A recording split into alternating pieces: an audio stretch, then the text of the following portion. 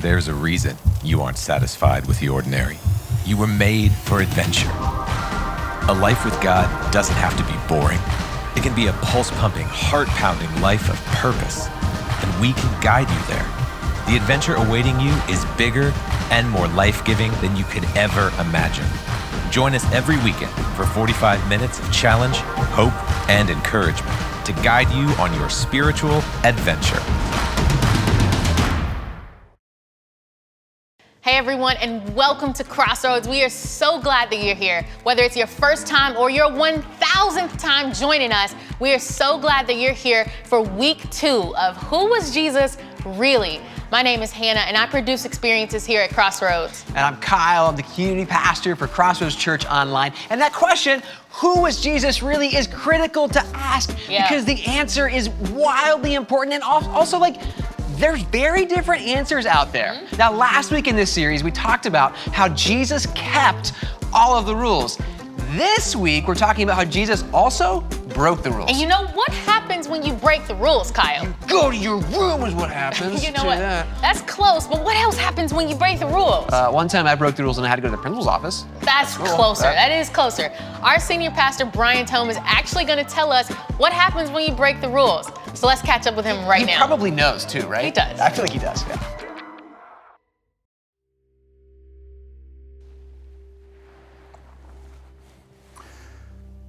There are rule keepers and there are rule breakers.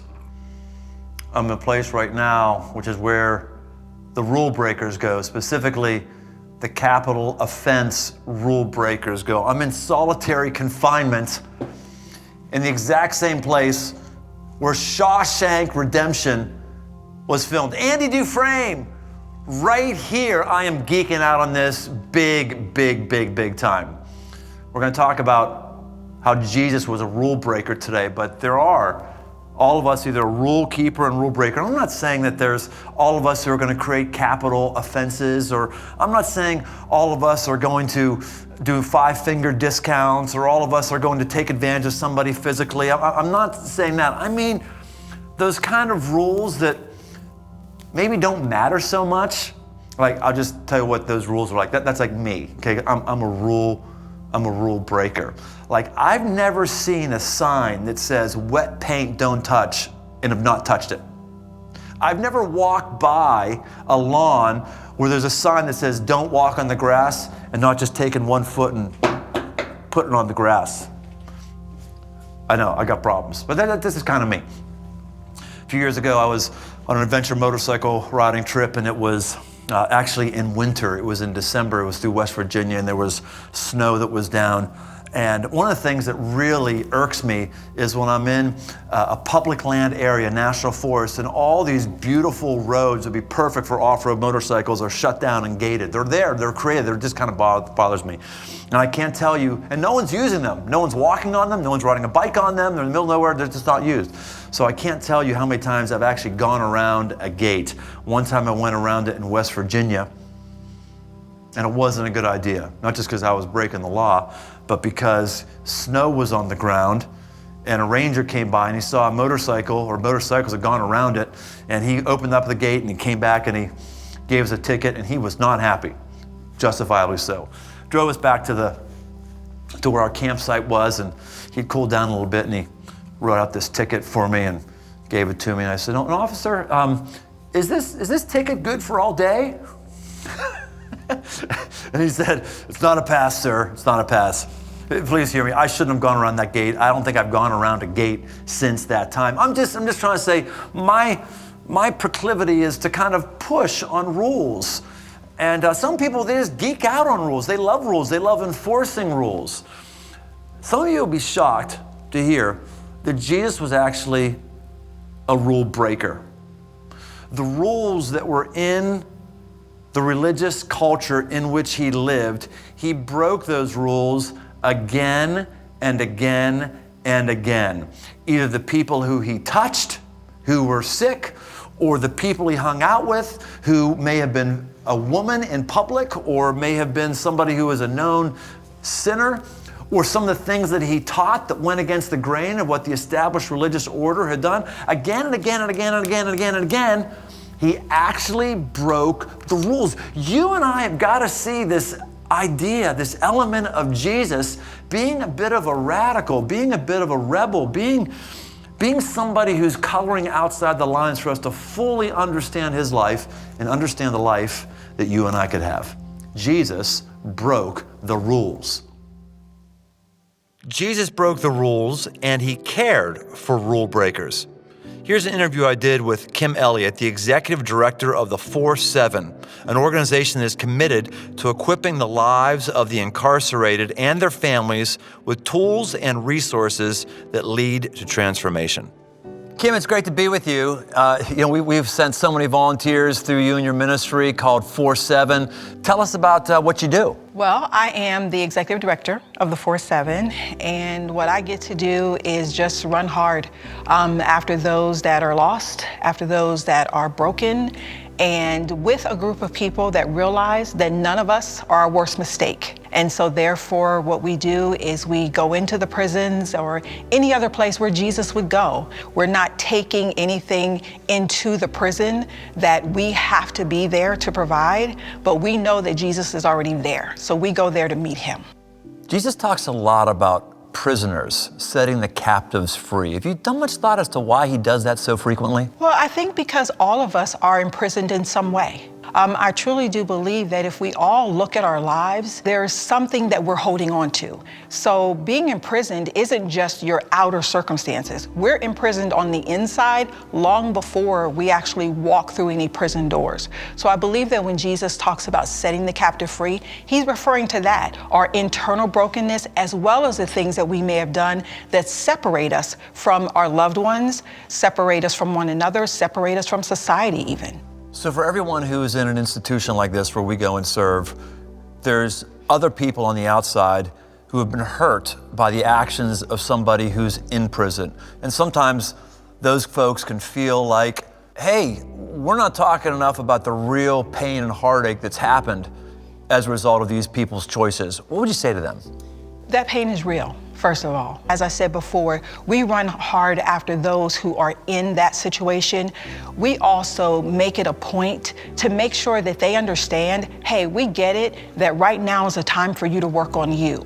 But we also want them to realize that there are always going to be consequences for the actions. You know, repentance means turning and going the other way, but it does not mean that we forget what led us to what we did. And so for someone else, if they're still struggling with that, they're still struggling with the hurt, they're still struggling with the consequences of what you did, you have to be compassionate towards that as well. And realize that it may take time for them to accept the fact that you've made a change. They may never accept it. And that may be something that they have to give to God, and God has to help them to work through forgiveness on that issue.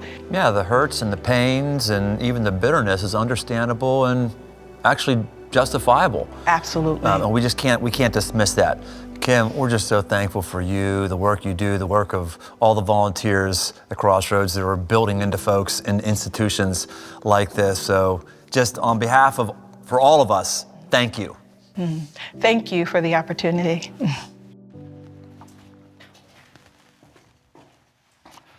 Jesus was a rebel.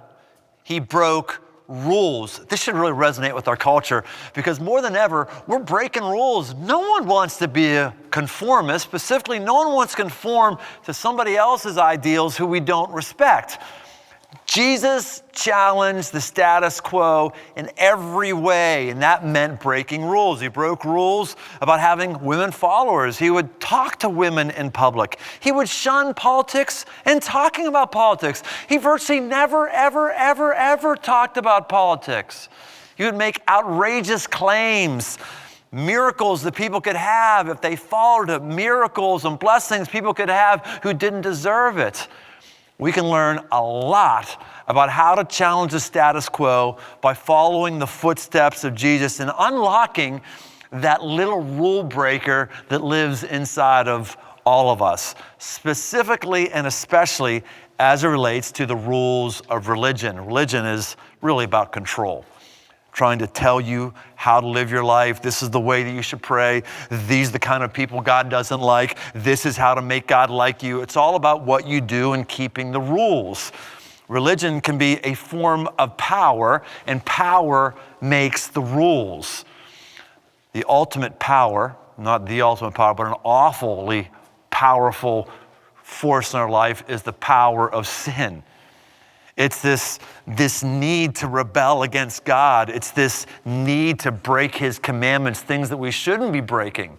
But this sin that always is enticing on the front end always ultimately leads to bondage. It's because there's a bigger, more powerful force that is needed to break those rules. And Jesus, in a weird oxymoron kind of way, is that powerful force who does break the rule of sin, but himself, he also breaks the small r rules. The book of Matthew, which is a book in the New Testament that's written specifically and especially to Jewish religious people, we can see this again and again and again. In Matthew chapter 8, verse 2, it says this, "Behold, a leper came to him and knelt before him, saying, 'Lord, if you will, you can make me clean.' And Jesus stretched out his hand and touched him, saying, 'I will, be clean.' And immediately his leprosy was cleansed." When somebody had a disease that people could see by the rules of religion, they should be shunned, they should be outcast. Jesus not only doesn't shun him, he touches him. In touching him by the religious laws of that day, he would be making himself simultaneously unclean. There's certain stories in the Bible that are told a couple different ways from different perspectives. In the book of Mark, it talks about this exact same story, but they add a little interesting emotional twist in here I want to make sure we see. Here's what it says. It says, "And he looked around at them with anger, grieved at their hardness of heart, and he said to the man, 'Stretch out your hand.' And he stretched it out, and his hand was restored." Jesus is always the smartest person in the room. And he knew that when he was breaking the rule by touching and blessing somebody that the religious people were shunning, he knew they were judging him. He knew they were angry. And he gets angry. "I can't believe that you people have these rules that are so ridiculous." He's angry over the condition of their heart, and he breaks their rules, and he touches this guy, and he blesses and heals him. These people who were religious, they didn't keep all the rules. You could look at their life and you could see that there were all kinds of rules that they were breaking that God really cared about. The very God himself in flesh was right there, and yet they were breaking the rule of worship by not honoring the one ultimate God. We all like to break rules, and so many of us love to make rules. I said earlier, there's rule makers and rule keepers, or rule followers and rule keepers. It's one of the things that's been happening with the masks. I'm pro masks. I've worn a mask. I don't like it, but I have. But haven't we all noticed that there's just some people who get their jollies off on masks? That it's their new way to find a new rule. Some people are not religious at all, but they're incredibly rule-driven. Rules on how you should separate your recyclables, rules on how you should wear your mask. And some of us just really geek out on this. Sometimes those of us who feel like we're the most enlightened following these various man-made rules are oftentimes those who are farthest away from Jesus. And oftentimes those of us who are keeping all of our religious rules inside church, going to Sunday school also, are those who are furthest away from Jesus. While Jesus broke rules, he also did understand certain rules, relationship rules. He was a relational guru. He was friendly with people who had broken rules and had sin in their life. Now, he's not friendly with sin. All of these bars here, these cells, contain people who had some serious sin in their life. I was looking at the placard of people who are in here related for everything from breaking and entering to cutting. I'm not sure what cutting was, bigamy and all kinds of stuff. People were in here for real legitimate sin. Jesus is not friends at all with the concept of sin, with the actions of rebelliousness that hurt others and get us away from God. But the person inside of here, the people inside of here, the people inside of our church right now, the people inside of our broadcast right now, he is incredibly friendly with. In fact, he broke the rules of having unscrupulous friends, people who had problems and people who had issues. Perfect example is one of his key followers. His name was Matthew. And he was not respected. He was not liked by anybody. And here's how the story goes in Matthew 9, chapter 10 and following. While Jesus was having dinner at Matthew's house, many tax collectors and sinners came and ate with him and his disciples. And when the Pharisees saw this, they asked his disciples, "Why does your teacher eat with tax collectors and sinners?" On hearing this, Jesus said, "It is not the healthy who need a doctor, but the sick. But go and learn what this means. I desire mercy, not sacrifice, for I have not come to call the righteous, but sinners."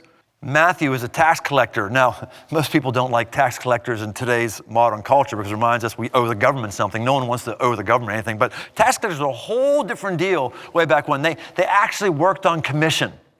So they would give Rome what Rome wanted, and they could keep everything else themselves, or at least Rome didn't care. And these tax collectors were Jews who understood all the different economic veins of their system and understood what Harry did for a living over here and how much he was likely making and this person over here. And they used that to extort money out of their fellow countrymen who they supposedly shared the religion with, but they didn't, and they were utterly hated. And when Jesus invites Matthew into relation with him, they're thinking, you should be inviting him into a cell. That's what you'd be inviting him in to be locked away. But he actually says, "I want you to follow me." And he goes and he has a party at his house. Gosh, that's unbelievable. That is really invigorating for me to think about, that no matter what you do, Jesus wants to have a relationship with you. Let me say that again. No matter what you do, no matter what you have done, no matter what you will do, whether you're in one of these or you should be in one of these, Jesus wants to have a friendship with you. In 2020, I had two friends who have been indicted on felony charges. Both of them made the papers, and both of them maintain their innocence, by the way. One is convicted, one's awaiting trial. And I get emails like, "How can you be such and such's friend? How can you be?" And I just go, well, hey, if Jesus is a friend of sinners, as he said he was and as he was, I'm a friend of sinners. Jesus didn't justify the sin in his friend's life. I'm not going to justify the sin, or at least the alleged sin, in my friend's life. I'm not going to give testimony and try to convince people that they're innocent. But it doesn't matter what you do. I'm going to be your friend. I want to walk with you, and Jesus wanted to walk with us. There's so many things we don't understand about Jesus. Maybe it's the rule breaker piece, or also the humor of Jesus, or specifically the sarcastic humor of Jesus. When we read this, you've got to see Jesus as sarcastic, or it doesn't make any sense. When he says, "I've not come for the healthy, but for the sick," when he says that, when he says, "I've not come for the righteous, but I've come for the unrighteous," he's not saying that there's anybody who's righteous, because the Bible's very clear. None is righteous, no, not even one. He's not saying that there's some of us who are naturally spiritually healthy. Nobody is naturally spiritually healthy. He's sarcastically saying, well, if you think that you're healthy, then I guess you don't need me. Well, if you're one of those righteous people who never sins and has everything right, well then you don't need my help. It's complete sarcasm. He says, I'm here for people who recognize they have problems, who recognize they've broken rules, big, important rules, and I want to be your friend. Everyone in here, everyone in these cells had broken rules, and every one of them probably had a line of friendships that were lost. And Jesus doesn't abandon us when we broke a rule that we shouldn't have broken. This is who he is. And you would think, wait a minute, God's this way? Well, shouldn't God be just shunning us and throwing us in hell? There's a place for hell, and there's a place called hell. But that's not where we are right now, and that's not what Jesus wants with you right now. He wants a relationship with you. I've got a friend of mine who leads a search firm to help churches fill pastor positions. And so when he recommends somebody to a church saying, this should be your new senior pastor, he's really putting his neck out on the line because he doesn't want a dead body to turn up and all of a sudden they've got to fire this pastor and he and his firm look like they've done an awful job. So in the process, he's interviewing this final candidate. He'll say, now look, is there any moral failure in your life I need to be aware of? Any moral failure? He doesn't want to find that there's been an adultery that no one knew about and all of a sudden the church is thrown up in a tizzy over it. One person, he said, hey, is there any moral failure I need to know about? This guy paused and he went, my whole life is a moral failure. And he's like, oh, I guess that's the gospel, that we are moral failures, that we are unrighteous, that we are sick, and we need Jesus. If your life isn't a moral failure, then you don't need Jesus. He didn't come for you. Yes, my life is a total moral failure. I do things I'm embarrassed by. I've done things I'm embarrassed by. I say things that I shouldn't say. I do all kinds of things that I shouldn't do. And I never have to worry about Jesus abandoning me as a result of it. He breaks that rule of quid pro quo of if you don't like me, then I don't like you. He breaks that rule. I need Jesus' death on the cross. I need his friendship. I need him to break rules, and he has for me, and he will for you as well. I am so loving being in this environment. It's one of my greatest sets to film on that I've ever been on. I'm absolutely gonna leave here and go home and watch Shawshank Redemption for, I don't know, the umpteenth time. I think one of the things that inspires me so much about that movie is how we're seeing an element of people that's beautiful when you're not expecting it. You're expecting all these convicts to just be awful people, and you find, no, they're people created in the image of God. And there's these little snippets of humanity, I would say snippets of Jesus, where people get humanized. Jesus would humanize people. I love that scene. I actually asked if we could actually get on the roof when Andy and others are retarring the roof, and they're working, and then there's that moment where the guards and them are fellow human beings, where the guards give them a beer, and they drank a beer just like a bunch of dudes who are sitting there hanging out. It's like they're breaking the rules. Guards aren't supposed to be fraternizing with prisoners. Prisoners aren't supposed to be having beer, and yet it's in the breaking of that rule, the rules, there's this beautiful moment of grace, of connection, that I think is astounding. And I think we'd have more grace and we'd have more connection with one another if we would break more rules. Seriously, it's okay to break some rules. Let's break some rules if it brings harmony, if it brings oneness, if it brings joy, if it brings levity. That's the kind of things that Jesus broke all the time. So where in your life do you need Jesus to break chains to set you free? Someone had to set these people free. All of us are in some sort of prison of our own making. Do you understand that Jesus not only comes to visit you as a friend in prison, but he comes to open up the door and set you free? He wants to set you free from the rules of culture that wipe you out. He wants to set you free from expectations of religion that you cannot uphold, and probably many of them you shouldn't. He wants to set you free from your past. He wants you to set you free from the oppressive expectations the culture puts on us. He wants to set us free. And every poll that I see shows that fewer and fewer of us believe in God. Fewer and fewer of us actually are reading the Bible and believing the Bible.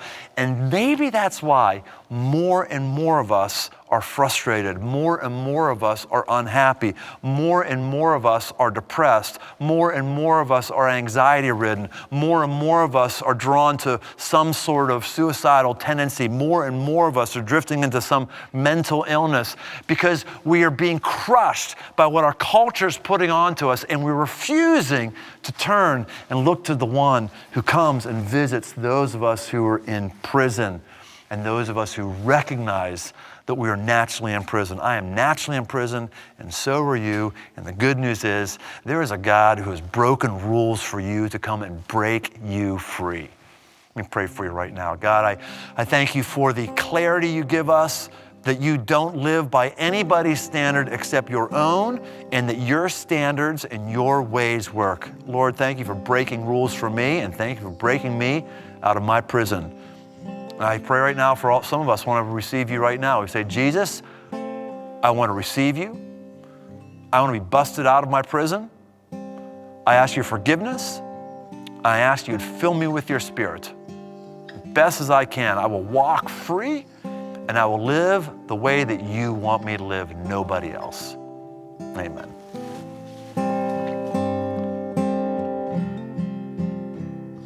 If you got chains, he's a chain breaker. If you feel lost, he's a way maker. If you need freedom, saving, he's a prison shaking savior. If you got chains, he's a chain breaker. Jesus, Jesus, how we love to sing.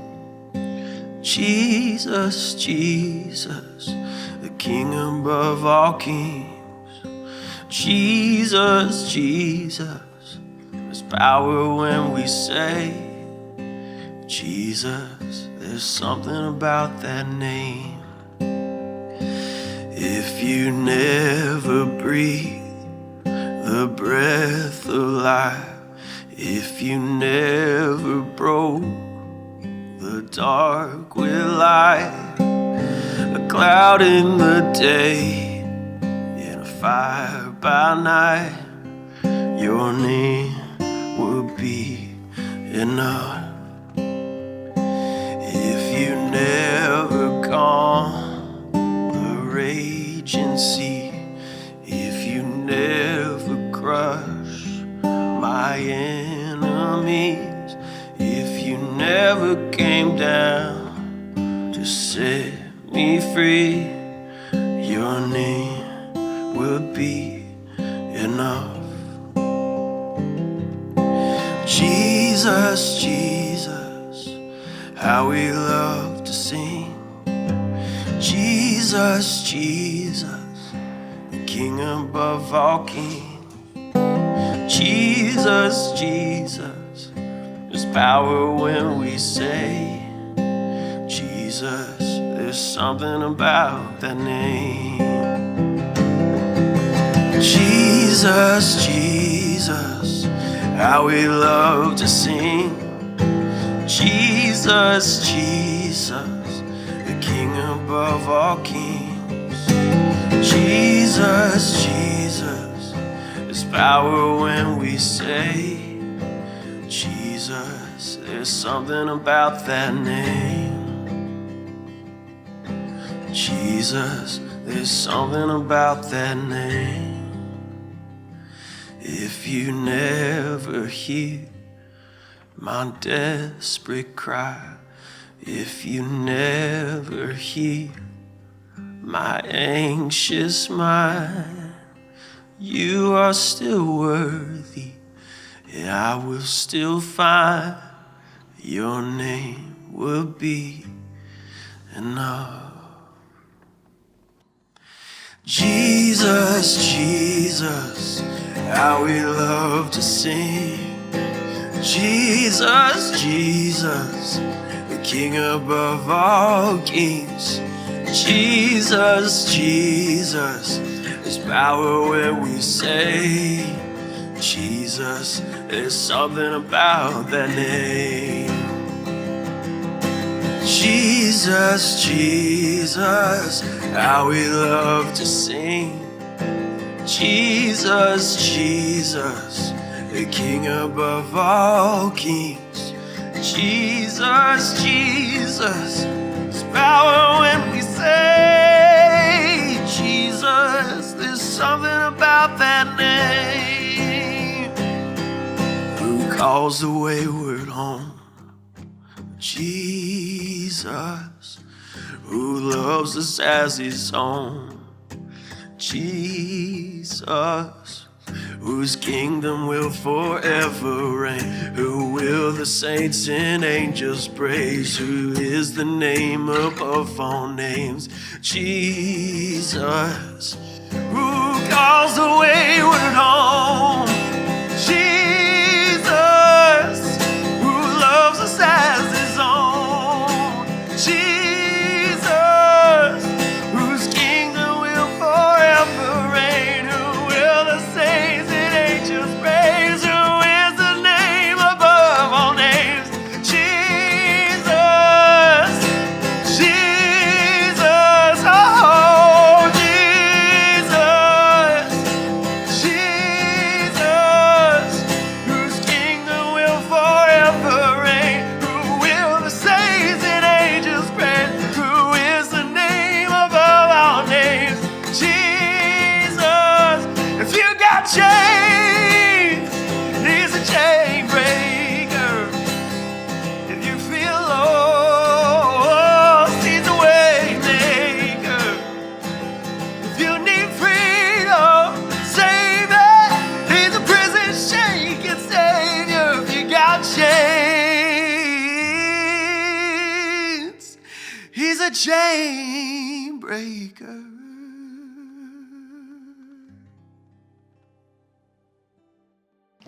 Jesus is the chain breaker. I don't know where you feel trapped in your life, where you feel stuck, but he came and he broke the rules so that you could be free. We would love to help you experience that freedom. We're here to be your church, which means take care of you however you need help. If talking to somebody would help you right now, you can chat into our website, crossroads.net.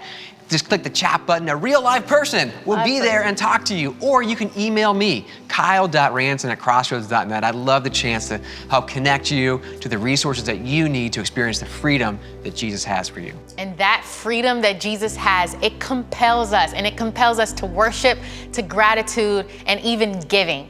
If you want to participate in giving right now, you can go to crossroads.net/give.